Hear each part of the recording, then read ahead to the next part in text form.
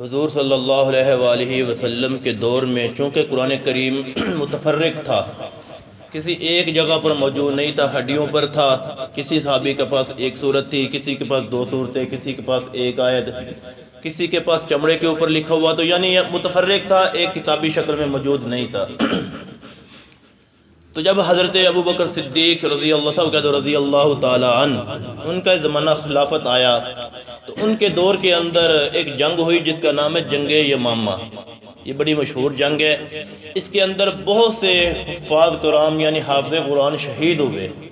جنگ لڑتے ہوئے شہید ہو گئے۔ اب اس جنگ کے بعد فاروق اعظم رضی اللہ تعالیٰ عنہ یہ حضرت ابو بکر صدیق کی پاس آئے، ان کے پاس حاضر ہوئے اور فرمانے لگے کہ اے صدیق، میرے دل میں اللہ نے ایک بات ڈالی ہے، وہ میں آپ سے کرنا چاہتا ہوں۔ میری رائے یہ ہے کہ چونکہ جنگ یمامہ کے اندر بہت سے حافظ قرآن تو شہید ہو گئے ہیں، اگر اسی طرح کسی اور جنگ کے اندر بھی حافظ قرآن شہید ہو گئے تو یہ قرآن مجید تو ختم ہو جائے گا، بلکہ اس کا ایک حصہ ختم ہو جائے گا۔ جب حافظ قرآن نہیں رہیں گے تو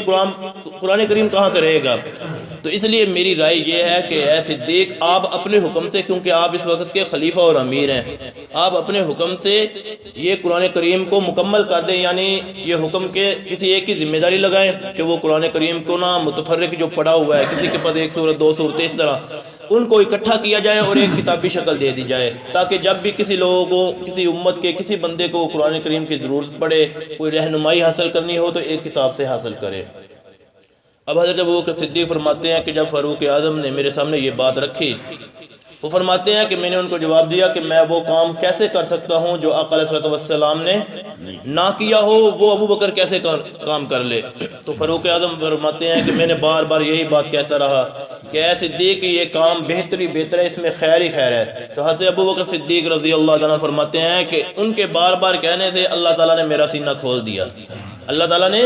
میرا سینہ کھول دیا، اور فاروق اعظم جو مجھے رائے دے رہے تھے، جو بات کر رہے تھے، وہ اللہ تعالیٰ نے میرا سینہ کھولا، تو مجھے بھی یوں محسوس ہوا کہ فاروق اعظم کی یہ بات اللہ کا ہی حکم ہے،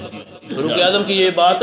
اللہ کا ہی حکم ہے، اس میں بہتری اور بہتری ہے، یعنی یہ خیر ہی خیر ہے۔ تو حضرت ابو بکر صدیق نے حضرت زید بن ثابت رضی اللہ تعالیٰ نے، یہ حضور کے غلام تھے، حضرت خدیجہ کے غلام تھے، انہوں نے حضور کو دے دیا اور حضور نے ان کو آزاد کر دیا تھا۔ تو یہ کاتب وحی تھے، یعنی حضور کے زمانے میں نے کل بھی بیان کیا تھا کہ یہ کتابت کرتے تھے، جب وحی اترتی تو حضرت زید بن ثابت لکھتے، اور حضرت زید بن ثابت فرماتے ہیں کہ جب میں وحی لکھتا اپنے یعنی رانوں کے اوپر رکھ کے، جب وحی مکمل ہو جاتی تو اس کے بعد مجھے ایسے لگتا کہ اب میری ران ٹوٹ چکی ہے، بڑی مشکل سے اس طرح ماچھے کر کے، یعنی یہ قرآن مجید کا ایک اپنا وزن ہوتا ہے، تو پھر میری ران ٹھیک ہوتی۔ وہ فرماتے ہیں کہ مجھے حضرت ابو بکر صدیق نے بلا کر یہ سارا معاملہ سنایا، تو میں نے بھی یہی جواب دیا کہ اے صدیق، وہ کام میں کیسے کر سکتا ہوں جو حضور نے نہ کیا ہو؟ تو حضرت زید بن ثابت فرماتے ہیں کہ حضرت ابو بکر صدیق مجھے بار بار سمجھاتے رہے کہ یہ اس طرح ٹھیک ہے، اس طرح ٹھیک ہے۔ وہ فرماتے ہیں کہ اللہ نے میرا سینہ کھول دیا اور مجھے بھی اس بات پر تسلی ہو گئی کہ یہ بات فاروق ابو بکر صدیق جو فرما رہے ہیں یہ بات درست ہے۔ تو اس طرح پھر حضرت ابو بکر صدیق کے حکم پر حضرت زید بن ثابت نے قرآن کریم کو جمع کیا۔ اب دوسری بات کہ قرآن کریم کو حضرت زید بن ثابت نے کس طریقے پر جمع کیا، یعنی ابو بکر صدیق نے حکم دے دیا لیکن جمع کس طریقے کیا، جانچ پڑتال کس طرح کی؟ تو حضرت زید بن ثابت فرماتے ہیں میں 4 طریقوں سے جانچ پڑتال کرتا تھا، یعنی اس چیز کو دیکھتا تھا کہ یہ قرآن کریم آیا ٹھیک ہے صورت یا غلط ہے۔ وہ فرماتے ہیں ایک تو یہ، جب بھی میں نے اعلان کر دیا پورے مکہ اور مدینے کے اندر جس کے پاس جو بھی آیت لکھی ہوئی ہے وہ لے کر آئے۔ اب جب بھی کوئی صحابی کوئی آیت وغیرہ لے کر آتا تو سب سے پہلے میں خود حافظ قرآن تھا، اس لیے میں خود اپنے حافظے سے اس کی یعنی جانچ پڑتال کرتا کہ میرا حافظہ کیا کہتا ہے اور یہ آیت